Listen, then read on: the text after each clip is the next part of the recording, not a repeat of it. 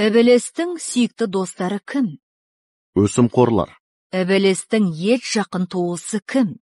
зинақор мен өтірікші, Эбелестің құлдары кім?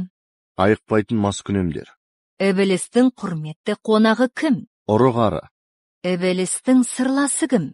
сиқыршылар, Эбелеске кім шабыт сыйлайды? талақ айтып ақ некесін бұзатындар, Эбелестің сүйіктісі кім? құлқынның құлы болып тағаттан махрұм қалғандар, Эбелестің қазынашысы кім? зекетсіздер. Эбелеске бақыт сыйлайтын жан бар ма? Бар, олар ақылы маталған надандар. Эбелестің тәнін кім паршалайды?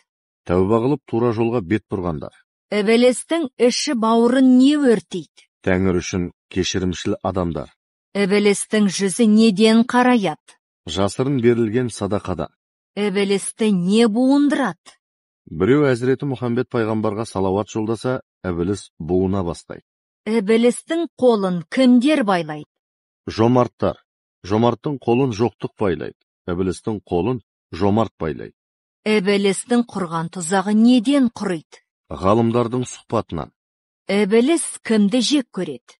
Әділдікпен ел билеген патшаларды, әлеміне амал қылған ғұламаларды, Алла жолына мал жұмсаған жомарттарды, сахар тұрып хаққа жылаған тақуаларды жек көреді.